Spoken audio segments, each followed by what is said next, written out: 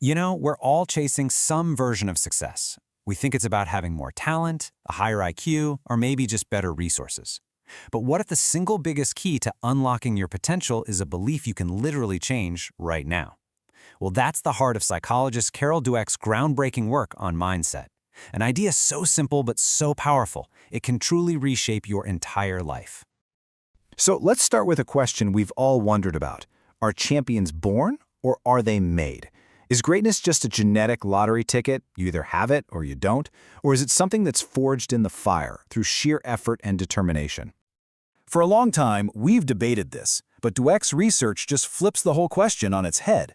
She argues that the critical factor isn't the ability you're born with, but what you believe about that ability. It all comes down to a simple framework she calls your mindset.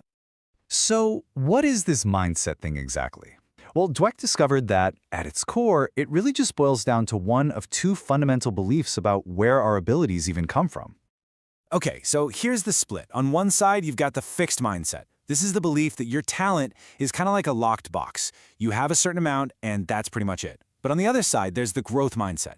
This is the belief that your ability is like a muscle. It's not about pretending everyone starts at the same place. Some people might have more natural talent, but it's about believing that everyone can get stronger through effort and practice. And these two beliefs, they create completely different psychological worlds. For someone with a fixed mindset, every single challenge is a test. If you fail, it means you're not smart. So you start to avoid risk altogether. But for the growth mindset, a challenge is an opportunity. Failure isn't some final verdict on who you are. It's just feedback. It's data on the path to getting better.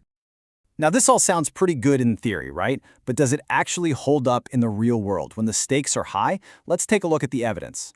Think about Michael Jordan. I mean, if anyone ever looked like a natural, a pure genius just born for the basketball court, it was him. It's so easy to just look at him and say, oh, he was just born with it. But just listen to the man himself. He didn't see himself as some kind of basketball god.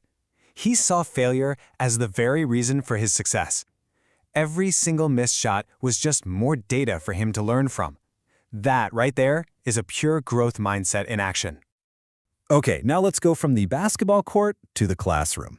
At the University of Hong Kong, all the classes are taught in English, which is, you can imagine, a huge hurdle for students who aren't fluent.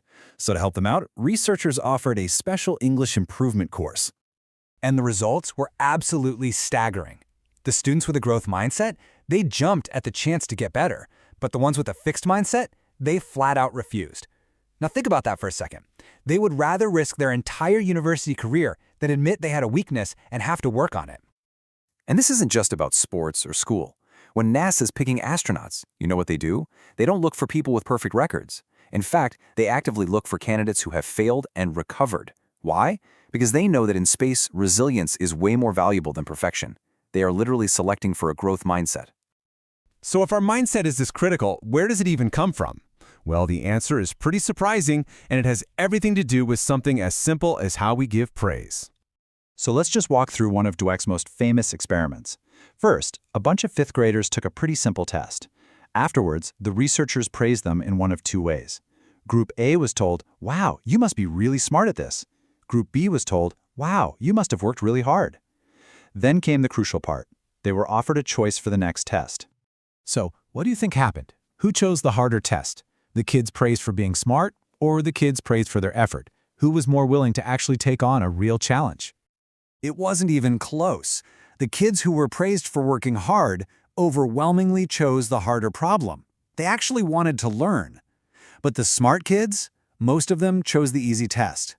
That smart label had become this identity that they were suddenly terrified of losing. But believe it or not, that's not even the most shocking part of the study. After the next round, where the problems were much, much harder and pretty much everyone struggled, the researchers saw something that was truly disturbing. Get this, when they were asked to report their scores, nearly 40% of the smart kids lied. They inflated their results.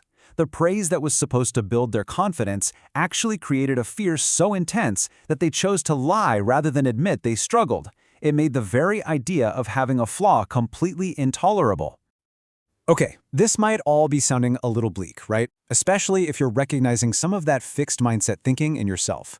But don't worry, this is actually the most powerful and optimistic part of Dweck's entire message. Here it is. Your mindset is not fixed. It's a belief. And you know what? Beliefs can be changed. You can consciously choose right now to adopt a growth perspective. And Dweck lays out a clear, 4-step path to do it. It starts with just learning to hear that fixed mindset voice.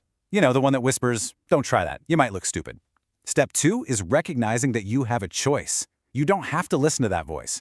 Step 3, actively talk back to it with a growth perspective. And finally, step 4, the most important part. You have to act. Take the harder path. Embrace the challenge. So here's what that internal conversation actually sounds like. The fixed voice, it's all about avoiding judgment. What if you fail?